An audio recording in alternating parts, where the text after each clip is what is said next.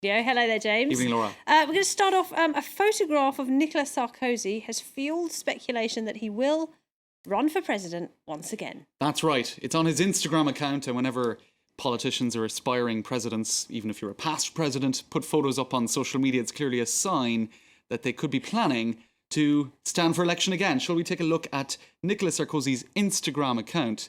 Because if you scroll down, what you can see is the second last photo he posted was on the 2nd of May, right? There he is, looking presidential. That was all during the presidential race. And now another photo has been posted 21 months later. Meeting the public. There he is in his local cafe. A happy new year, he says, to the business people of the neighbourhood in Miromesnil. That's actually where his office is located. Right. His past presidents have official offices. So anyway, it gave... So why does this... What are people saying about this then? They think this is a sure sign that he will run again in I think it's 2016? making people think he's already in campaign mode. It is a photo that looks very much like something you would see from the campaign trail. One cafe at a time kind of thing. That's it. it. So he's already started his lap of France and French cafes, it seems.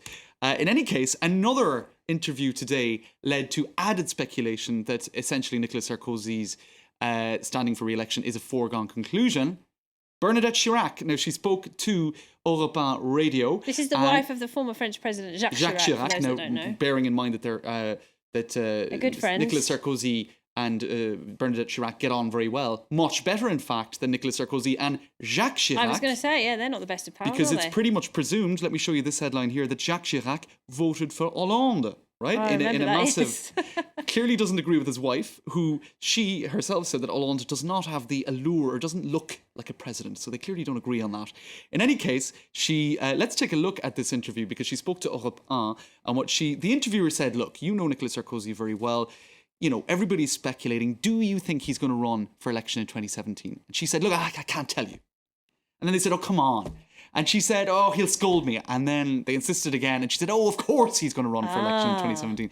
So this is the first high-level person in the UMP party, even though she's a politician's wife. She wasn't... Well, she was an elected representative locally in Corrèze. She's had a career in politics, hasn't she? Yes. That's right, local politics. In any case, a lot of people are saying, look, he's obviously talking to her. If she says he's obviously going to stand for election, that's the confirmation that people She's being pretty coy about it, wasn't she? She is. So well, maybe she's going to run for president because she's been speaking about some pertinent issues of the day, hasn't she? Notably the Valerie Trierweiler Gaillet Well, the thing is, affair. as she said herself in that interview, I was the wife of the mayor of Paris for 18 years, the wife of the prime minister for 4 years, the wife of a minister for 10 years, the wife of a president for 2 terms. All of that, of course, is the same man, Jacques Chirac.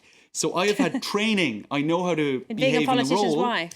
So she said, look, Valerie Trierweiler, But she was married, wasn't she? Valerie and François Hollande were not married. It does make it somewhat different. And I suppose Valerie Trierweiler, Hollande famously was never a minister. So his partners never got used to having to be in that sort of protocol-orientated position of the wife of a minister. Is she sympathetic to Valerie's she said in that wife, exact same interview that she has sent a letter to Valerie Trierweiler. She said, look, it's a private matter, but I did contact her, one first lady to another, and I do... And then told the national media about it. think that she looks sad, and I think that she's clearly very tired if she's been hospitalised. So, she said it's a private matter, but then she spoke about it. Yeah, well, yeah. Does she think she should take him back, or what?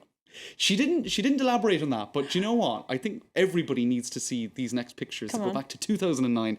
Let's roll these pictures from Le Petit Journal on Canal+.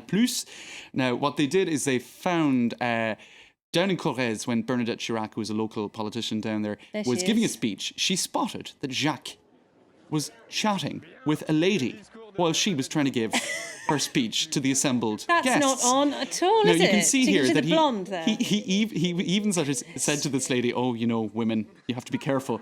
Now, who's sitting next to him? Did you see that? That's François Hollande. Right? Now, wait for it, because Bernadette turns around for a second time, basically reminding her husband that flirting in front of her is not acceptable. What a look. If looks could kill. So there you go. Now, she also famously wrote in a book about her time as First Lady. She said Jacques Chirac had a lot of success with the ladies. He was a very charming man. And the famous sentence was, the ladies galloped after him. Literally. So he was famously unfaithful to her. Yeah, all right, well... Less said about that, the better. Now, talking about alleged infidelities, shall we say, Yes. the helmet that François Hollande is said to have worn on that visit to the apartment of the actress Julie Gaillet, bringing the croissants, of course, has become something of a much desired item. It seems that every man in France and every woman in France has gone out and bought one, Laura. It's Dexter is the company that make that helmet. You can see it on the front page of Closer. It's a helmet that is supposed to protect your privacy because it's tinted, you see. But as you can see there... But you're not supposed to open the visor, monsieur. No, and he did.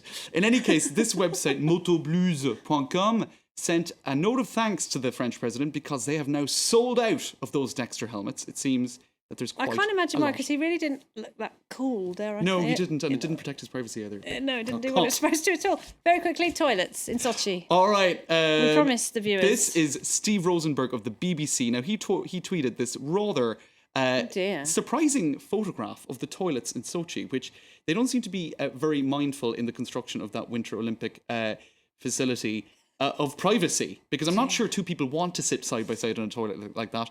Now, rue89.com, French news website, points out that the toilet paper dispenser is also out of reach. So it's clearly been very badly designed. So now, you'd the be same bumping journalist, into the person next to you, wouldn't you? How awful.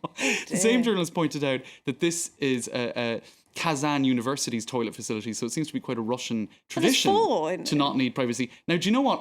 I shared this photo on social media about is that your place? a year and a half ago. That is a restaurant bar on Rue du Faubourg du Temple in Paris. Ah, yeah, I've seen those actually. Yeah, I avoid them. They also don't. I'm very fond of you, James, but I'm not sure I'd like to sit that close to you at that particular the French moment. aren't any better. Okay, James Creedon, thank you very much indeed. That's it for Media Watch. Now, Sweden's prisons